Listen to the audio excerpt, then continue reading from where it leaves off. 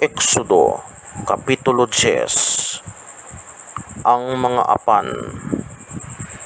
Ang Ginoo nagsiling kay Moises, kadto si Paraon, ginpatig ako ang iya tagipusoon ug ang tagipusoon sang iya mga opisyales, agud nga mahimo ko ining mga milagro sa ila, kag agud nga masugid mo sa imo mga kaanakan, kag sa imo mga kaapuhan, kung ano ang pagbuang ko sa mga Egiptohanon sang paghimo ko sing mga milagro sa ila. Tanan kamo magakilala nga ako amo ang Ginoo. Gani nagkadto si Moises kag si Aaron kay Paraon, nga nagsiling sa iya, amo ini ang ginasiling sa Ginoo, ang Diyos sa mga Hebreo. San o pabala ikaw magpaidalom sa imo kaugalingon sa akon?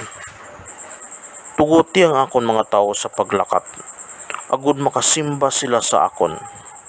Kung hindi pa nimo pagpalakto ng akon mga tao, ti buwas, magapadala ako sa mga apan sa imo pungsod. Puno nila ang duta sa bagay nga hindi na ini makita. Pagkakauno nila ang tanan nga mga tanom, kag ang tanan nga mga nabilin nga wala malaglag sang ulan nga yelo. Mapuno sing mga apan ang imo palasyo, kag ang mga balay sang imo mga opisyales, kag sang imo mga tawo. Sobra pa ini sang sa nakita sang inyo mga ginikanan, kag mga katigulangan halin sang pag-abot nila sa sini nga duta. Dayon gintalikdan niya kag ginbayaan si Paraon. Ang mga opisyalis ni Paraon nagsiling sa iya, sano pa bala maguntat ang pagamo sini nga tawo sa aton? Palaktan na lang ina nga mga tawo, agud nga makasimba sila sa Ginoo nga ila Dios. Wala mo bala makita nga ang Ehipto na laglag na? Gani si Moises kag si Aaron ginpabalik liwat kay Paraon, kag si Paraon nagsiling sa ila, lakat kamo ang magsimba sa Ginoo nga inyo Dios. Pero sino ang magalakat? Nagsabat si Moises, magalakat kami tanan, upod ang amon mga kabataan kag mga katigulangan.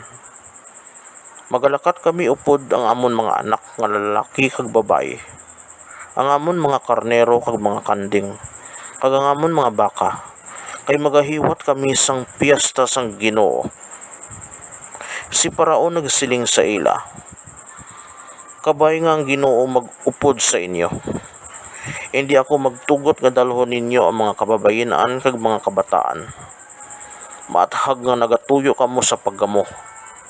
Gani ang mga lalaki lamang ang maglakat, kag magsimba sa Ginoo, kung amo ina ang luyag ninyo. Dayon ginpahalin sila sa atubangan ni Paraon. Ang Ginoo nagsiling kay Moises, bayawa ang imo kamot sa duta sang Ehipto, agud mag-abot ang mga apan. Kauno nila ang tanan nga tanom nga nagatubo, nga wala malaglag sang ulan nga yelo. Gani ginbayaw ni Moises ang iya sungkod, kag ang Ginoo nagpahuyop sang salatan sa ibabaw sang duta sa bilog nga adlaw kagabi. Sang pagkaaga ang salatan nagdala sang mga apan. Nagtugob ini ka nagpabilin sa bugos nga duta sang Ehipto.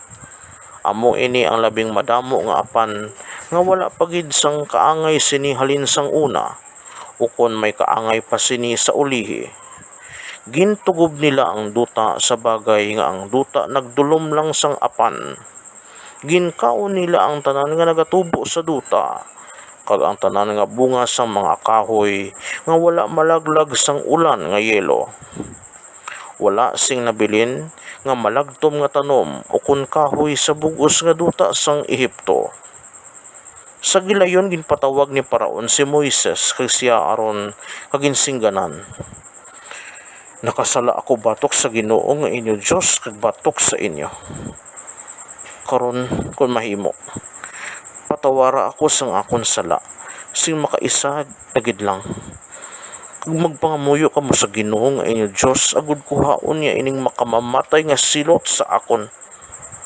Ginbayaan ni Moises si Paraon, kag nagpangamuyo siya sa Ginoo. Ang Ginoo nagliso sa huyop sang hangin, kag nagpahuyop sa mabaskog nga kanaway, kag nagdala ini sang mga apan sa mapula nga dagat. Wala sing nabilin nga apan sa Ehipto. Pero ang Ginoo nagpatigas ang tagipusoon ni Paraon, kag wala siya magtugot sa mga Israelinhon sa paglakat.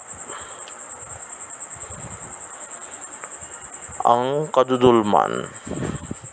Ang Ginoo nagsiling kay Moises, bayawa ang imo kamot sa langit. Agud ang mangitong-ito nga kadudulman maglikop sa bugos nga duta sang Ehipto. Ginbayaw ni Moises ang iya kamot sa langit, kag may mangitong-ito nga kadudulman sa duta sang Ehipto sa sulod sang 3 ka adlaw. Ang mga Ehiptohanon hindi makakita sa isa kag isa, kag wala sing bisan isa sa ila nga naghalin sa ila mga balay sa sulod sang 3 ka adlaw. Pero may kasanag iya didto sa ginapuy-an sa mga Israelinhon. Ginpatawag ni Paraon si Moises sa ginsingganan, lakat na kamo sa pagsimba sa Ginoo. Bisan ang inyo mga kababayen-an kag mga kabataan makaupod sa inyo. Ibilin lang ninyo diri ang inyo mga karnero, mga kanding kag mga baka. Nagsabat si Moises, kinahanglan hatagan mo kami si mga sapat para sa mga halad, kag sa mga halad nga sinunog nga idulot namon sa Ginoo, nga amon Dios.